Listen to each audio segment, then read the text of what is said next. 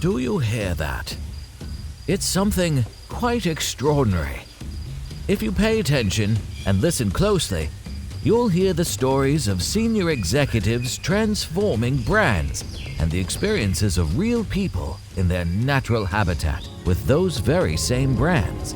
Follow your host, Dennis Wakabayashi, as he pulls out his microphone to capture authentic reactions from the people he meets as he travels around the world. These are unrehearsed, unsponsored, and real conversations about CX that you won't find anywhere else. This is CX in the Wild. Hi, Ashu Roy. We're together at the Reuters Customer Service and Experience 2022 event in San Diego. I'm on stage presenting some people. You happen to be here with eGain, your company. I recently just added you to the CX Hall of Fame. We don't know each other. You had no idea it was coming, but the purpose of that list is to recognize people who are active.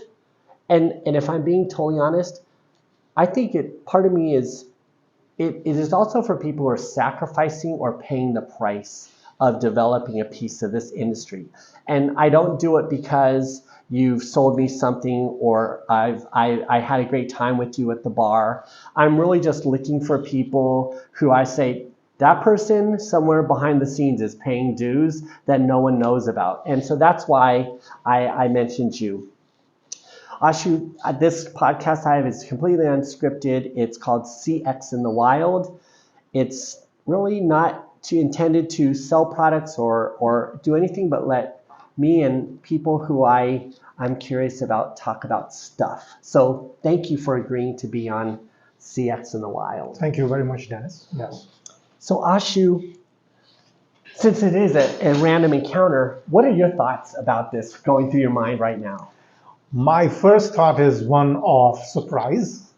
The second, which I think is a more sustained thought, is one of gratitude, because I'm really surprised but grateful that you have acknowledged the contribution of eGain. And since I'm one of the co-founders, thereby our contribution and my contribution to developing the next generation of customer experience technology, a part of it. Yeah, let's talk about that contribution, because certainly we could sell your brand and your technologies, but you do that with your teams all day long. We don't need this podcast to do this. When you're contributing to this part of the industry, let's talk about why. Somewhere in your path, you decided to do this instead of paint or do poetry. Yes. How did we get here? The journey has been an interesting one, like most origin stories.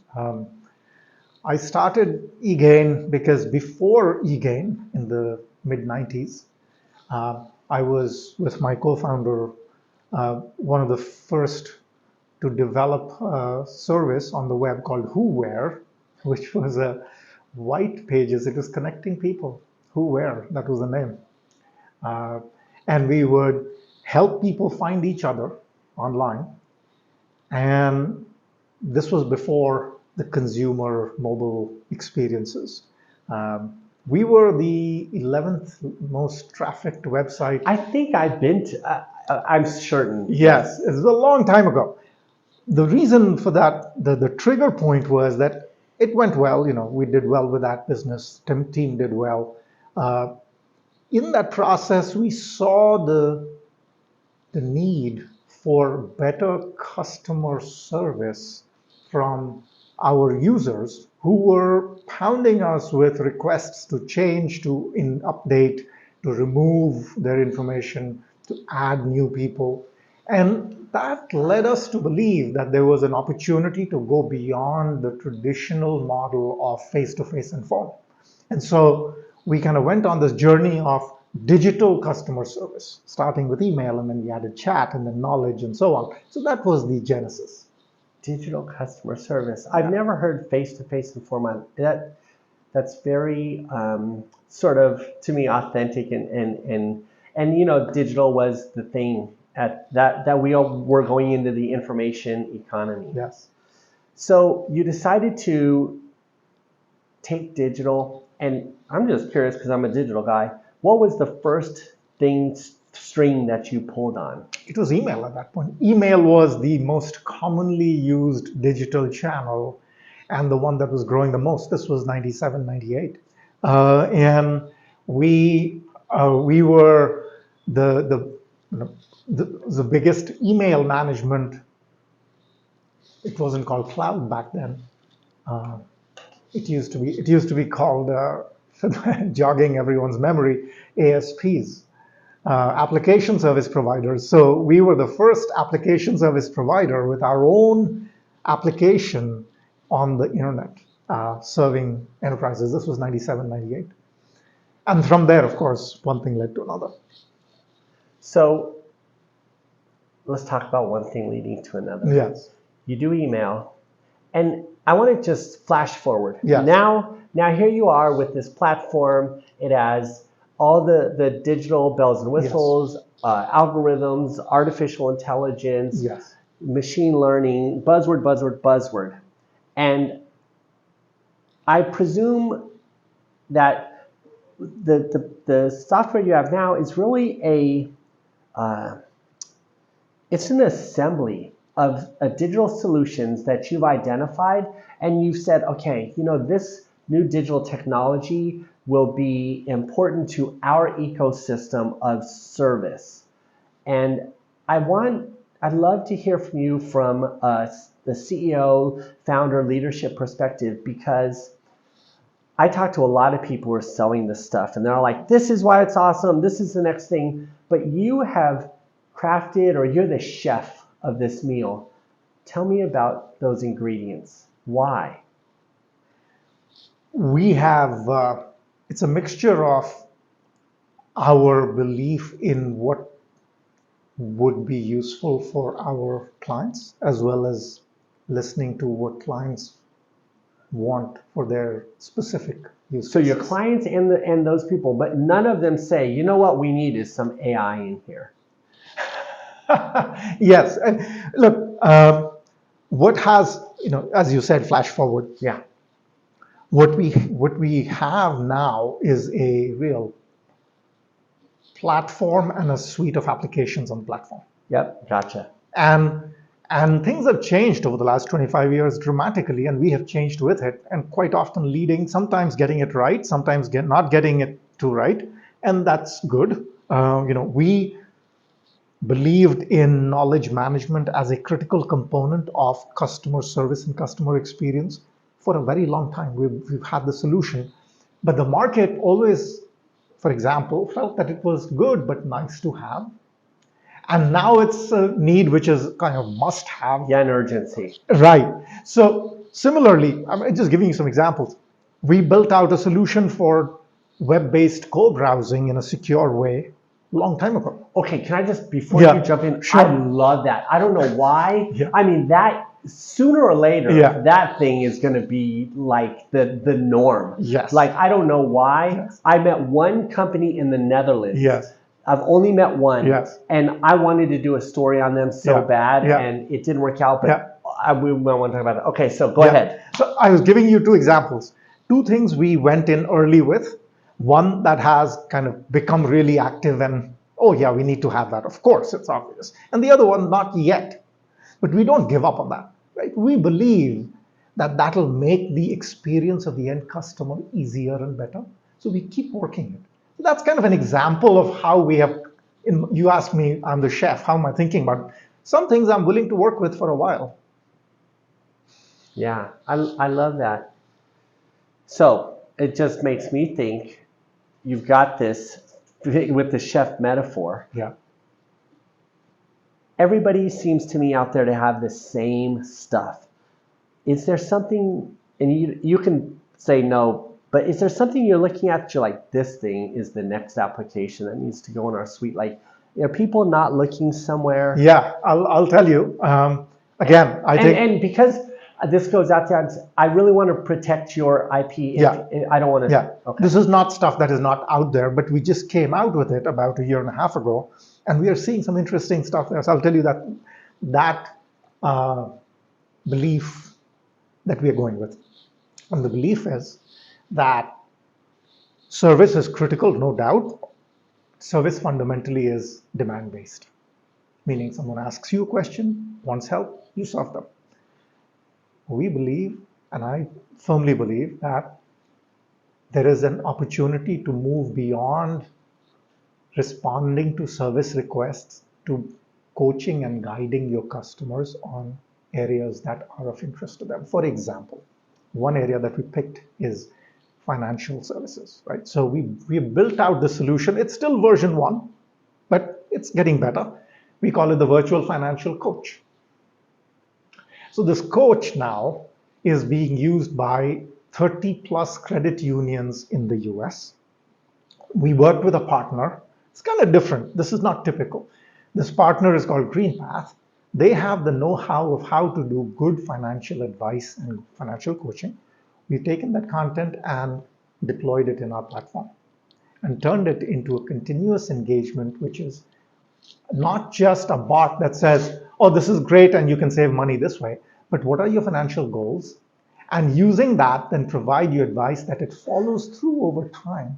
And we feel that this is a foundation. More and more companies will look at, how do I make as a consumer, your cognitive load, reduce that? So that's an example. I'm just going to pause and let that soak in for a minute and be thoughtful about my response to you. You've opened my eyes to something in this conversation, which is why I do this. One of the main reasons. I cut my teeth in the internet. If you were to Google me, you would see that before I got into CX, I was named one of the top marketing automation or CM expert leaders in the world for strategy and implementation. And I'm very well versed in the nurture campaigns. Email goes out, engagement happens, and more email goes out.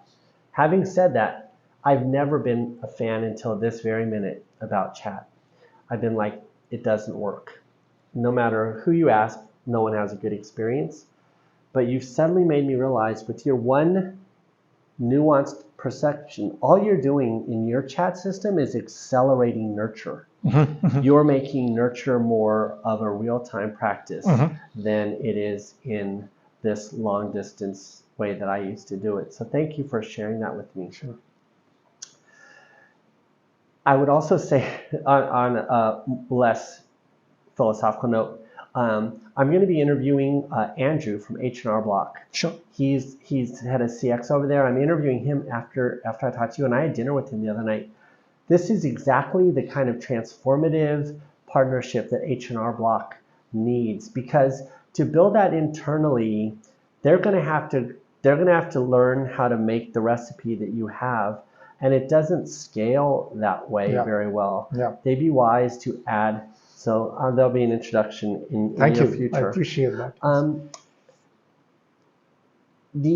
Tell me about your business. So how long has eGain, since you switched over and you started doing it, how long have you been focused on this as? So we have been in eGain now 25 years, right? So we have seen the wave of the internet thrice now. Yes. 25 years at building this suite of applications. Yes. And how many, can you share with me a percentage, how many of those are grown in your own technology programming garden, and how many of those are ingredients that you've brought in, customized, or partnered? Sure. So, we acquired five technology companies over the lifetime of our journey.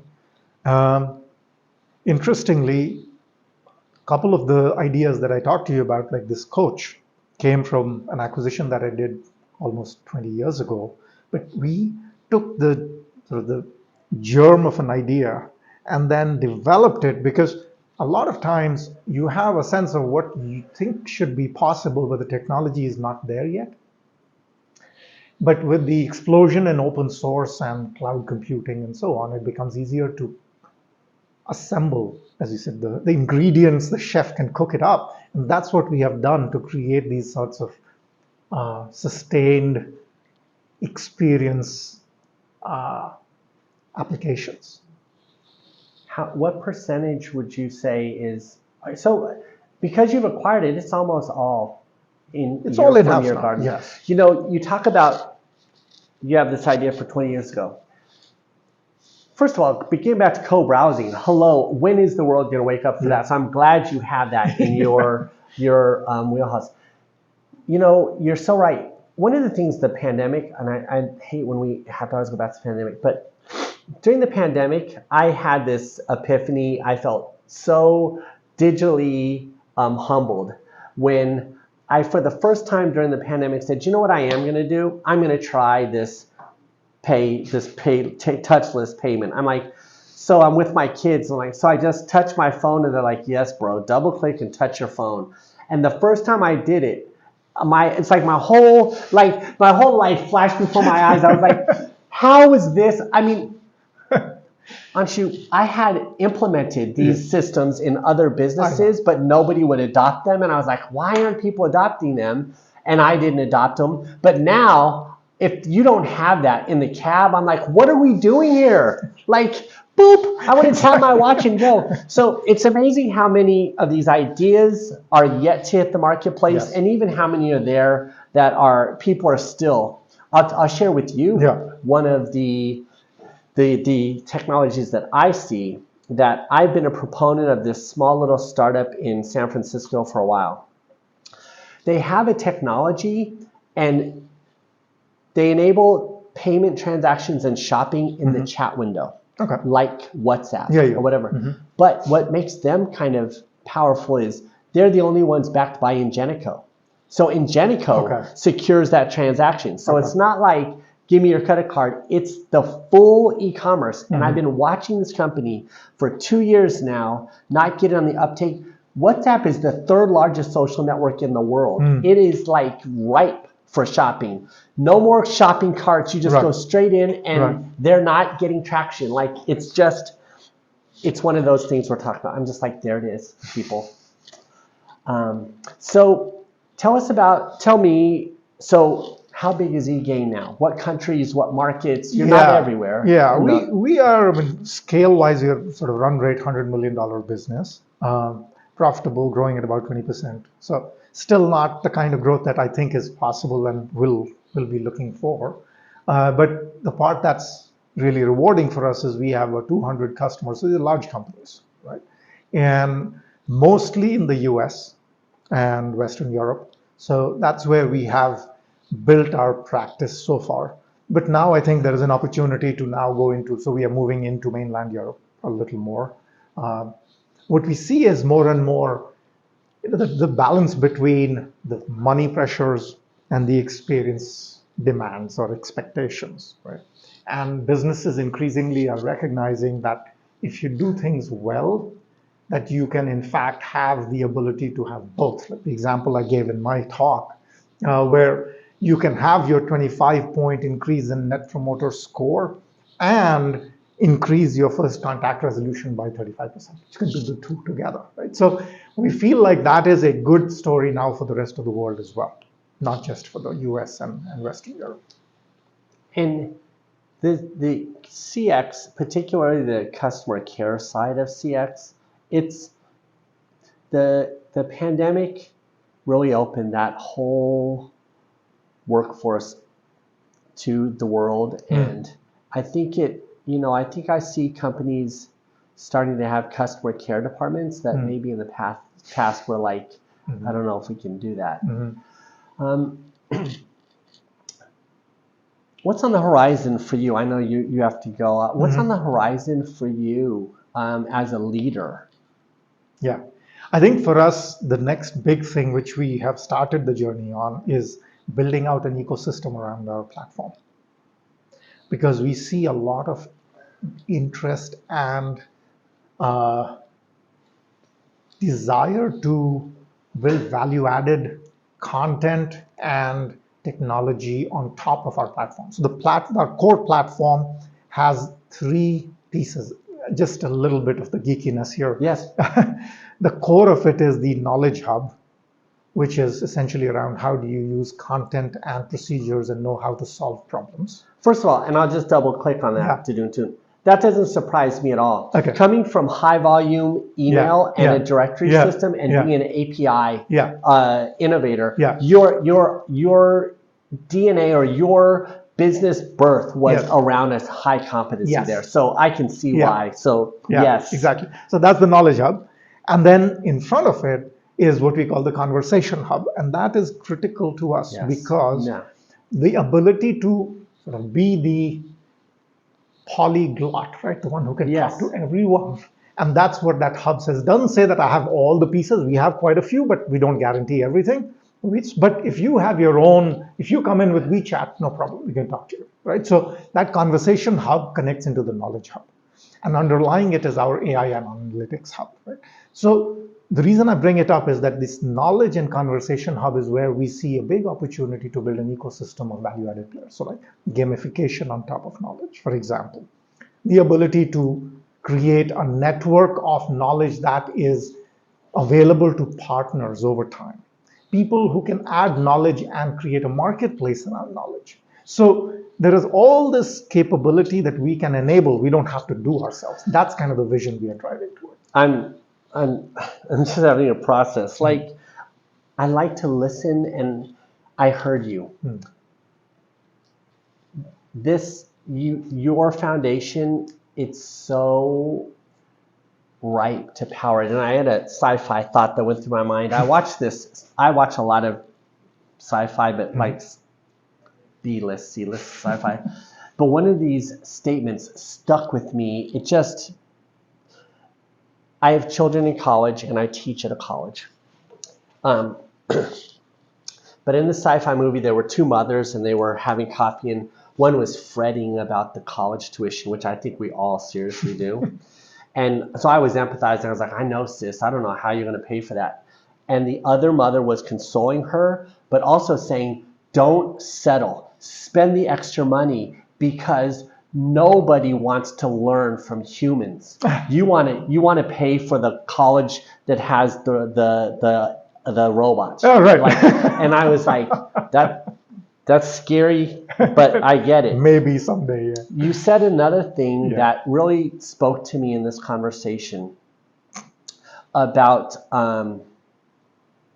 not receiving questions, but this nurturing of knowledge. Again, because I'm a teacher, that speaks to me.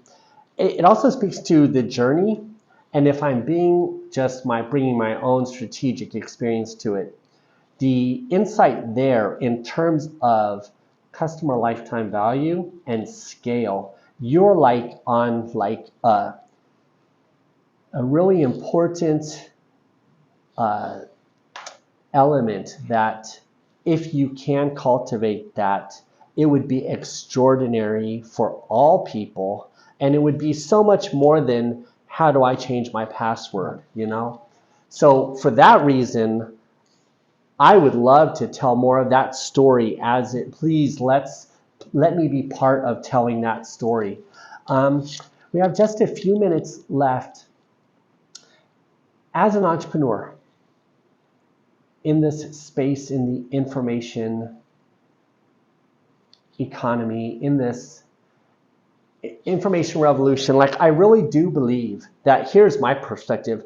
In 2014-15, the smartphones and e-commerce made Black Friday make more money in e-commerce than retail. And in my mind, unpopular, that's where the Industrial Revolution stopped. And the information revolution really was here to stay. And so you've sort of seen this. What has been the source of your North Star? How do you keep that in mind? And it's an esoteric question, but what I'm wondering is if somebody's listening to this and they're like, Anshu has had some success. His past success is probably a direct result of his wayfinding with that North Star. What are you looking at that is helping you stay on track? Yeah. From a market standpoint, I'm a little bit about my personal Yes. stuff, right? Which is, I actually am a terrible consumer. I'll tell you why. I consume, but I'm a very lazy consumer. I don't want to work on consumption. To me, consumption should be fun. Consumption should be painless. So when I think of customer service, customer experience, I sort of put on my very demanding hat to say, why do I need to call you? Why do I need to do this as a consumer? Yes. And then I translate that back to say, okay, if I'm helping, if our tools and software and solutions are helping the business do this, if you can appease my request, then you can probably do a good job for the regular customer. And that's one of the things I use all the time. So this proactive engagement, this idea of a coach came from that. I have some money, like most of us do, but my financial advisor is not giving me proactive guidance, right? Why? Because they're busy with other bigger customers, perhaps, or they don't know exactly when and how to do it because I don't want to talk to them endlessly. So those are the places where I seek inspiration. What you said rings so true to me because it's not about the friction with the consumer. Mm-hmm. It's not about the technology power. Mm-hmm. It really is about a person mm-hmm. has to be solving a problem for themselves. Yes. And I love that you're like, I see this everywhere because you'll never be done. Yeah. You'll pass it on to your successors and this, but I love that you have a personal belief that there can be a better way to have the transactions of our lives mm-hmm. be less of a requirement and chore. Yes. So I really appreciate that. I know you had some time. Thank you for sharing a conversation with me about yourself and how you got here. It's been inspiring. I'll take some of these things with me for sure. Thank you. Thank you so much, Dennis. Thank you. And so, our time together in the wild has come to an end. To continue your journey with Dennis, connect on LinkedIn or find out more at teamwakabayashi.com.